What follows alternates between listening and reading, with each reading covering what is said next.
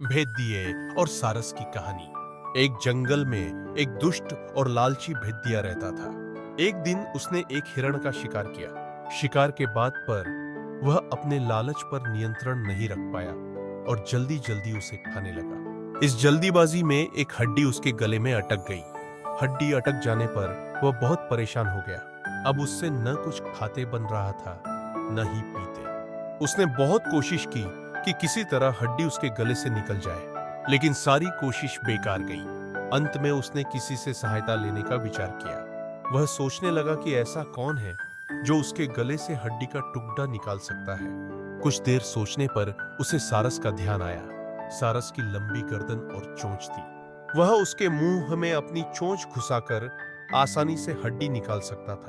बिना देर किए भेड़िया सारस के पास पहुंचा और बोला, सारस भाई, मेरे गले में एक हड्डी अटक गई है। क्या तुम अपनी चोंच से वो हड्डी निकाल दोगे? मैं तुम्हारा बहुत एहसानमंद रहूंगा और तुम्हें उचित इनाम भी दूंगा। सारस पहले तो भेड़िए के मुंह में अपनी चोंच डालने से डरा, लेकिन बाद वे उसे भेड़िए पर दया आ गया और वह तैयार हो गया। भेड़िए मुंह खोलकर खड़दिदा हो गया और सारस ने उसमें अपनी चोंच डाल दी, लेकिन उसकी चोंच हड्डी तक नहीं पहुंच पाई। तब उसे अपनी आधी गर्दन भी भेड़िए के मुंह में घुसानी पड़ी। सारस की गर्दन मुंह में जाते ही लालची भेड़िए के मन में लालच जागने लगा। उस सोचने लगा कि यदि मैं इसकी लजीज गर्दन को चबा पाता तो मजा आ जाता, लेकिन उस समय उसे अपने गले में फंसी हड्डी निकलवानी थी। इसलिए वह मन मारकर रह गया। कुछ ही देर में सारस ने उसके गले से हड्डी निकाल दी।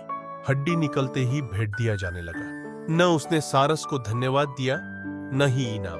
सारस ने उसे रोककर कहा, मेरा इनाम कहाँ है? तुमने कहा था कि तुम इस काम के बदले मुझे इनाम दोगे। भेड़िया बोला, एक भेड़िए के मुंह में अपनी गर्दन डालकर भी तुम सही सलामत हो। क्या यह तुम्हारा इनाम नहीं है? इतना कहकर भेड़िया चला गया और सारस मुंह लटकाकर खड़ता रह गया। सीख, लालची और दुष्ट व्यक्ति से कभी कृतज्ञता या पुरस्कार की अपेक्षा नहीं करनी चाहिए।